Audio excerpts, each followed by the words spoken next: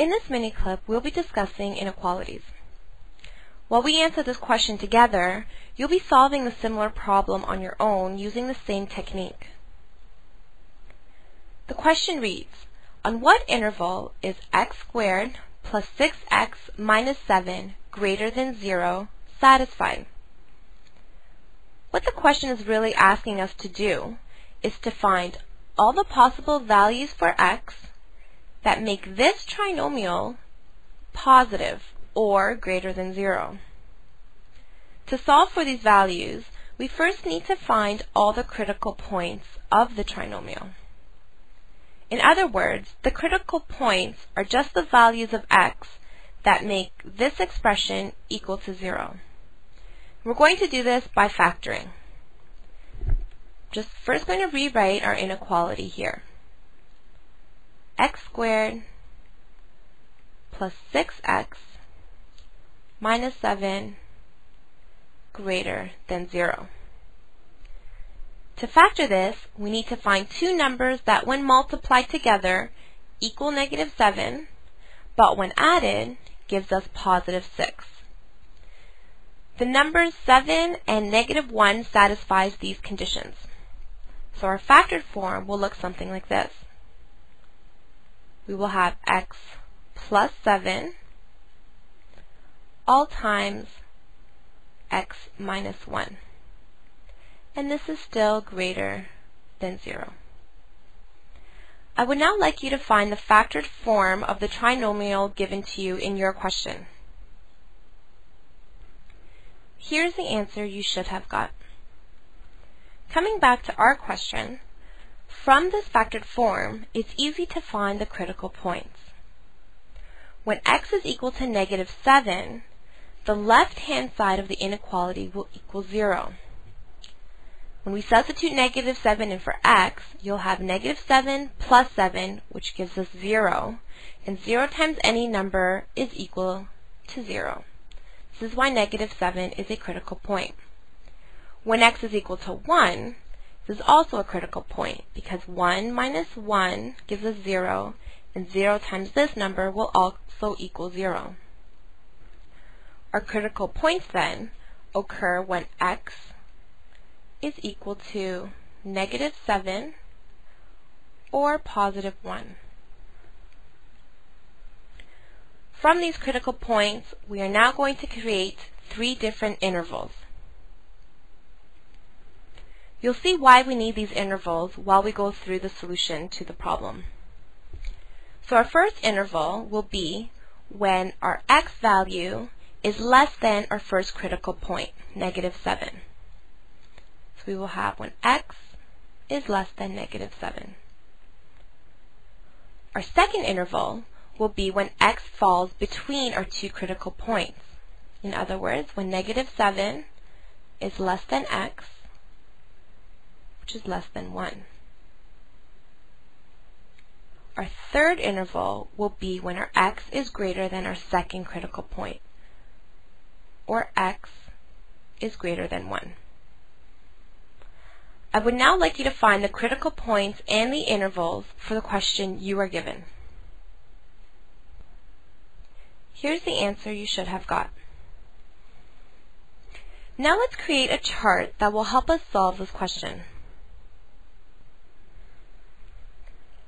The first column has our three intervals. Along the top, we have the factored form of our trinomial here, and each one of the terms being multiplied. We have x minus 1 and also x plus 7. Let's start by filling in our first row. We first need to find a value that is less than negative 7. Let's say negative 10. You can choose any number that is less than negative 7.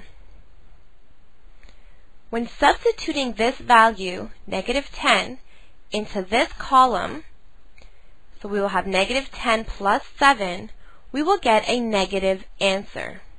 So I'm going to indicate this by putting a negative sign right here.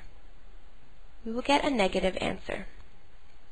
We're going to do the same thing for x minus 1. when we substitute x equals negative 10 into x minus 1, we will also get a negative answer. I'm going to put a negative sign here to indicate this. To solve whether or not this last column is positive or negative, we need to multiply the signs of the previous two columns. Since here we have the answer for x plus 7 all times the answer for x minus 1. So we know x plus 7 gives us a negative answer, and we need to multiply this by x minus 1, which also gives us a negative answer. Two negatives multiplied together will give us a positive solution. Moving on to the second row. We need to now choose a value between negative 7 and 1.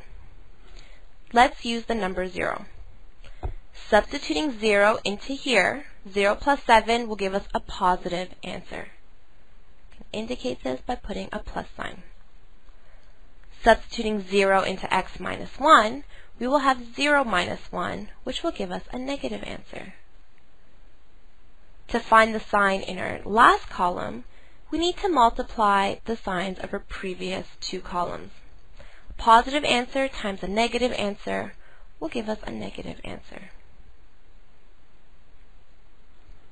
Our last row, we need to find a value that is greater than 1. Let's choose the number 5. 5 plus 7 will give us a positive answer. 5 minus 1 will also give us a positive answer.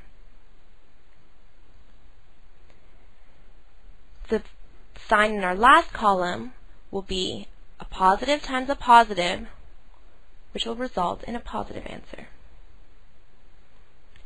I would now like you to create and fill in this chart for the question you are given. This is how your chart should look.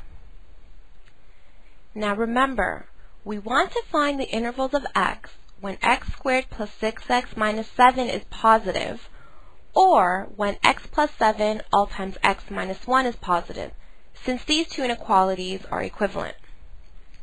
Looking at our chart, we know that x plus 7 all times x minus 1 is positive when our x is less than negative 7, or it's also positive when x is greater than 1. So this is our final answer. Therefore, the inequality is satisfied when x is less than negative 7 or when x is greater than 1. I would now like you to write the concluding statement for the question you are given. And here's your final answer.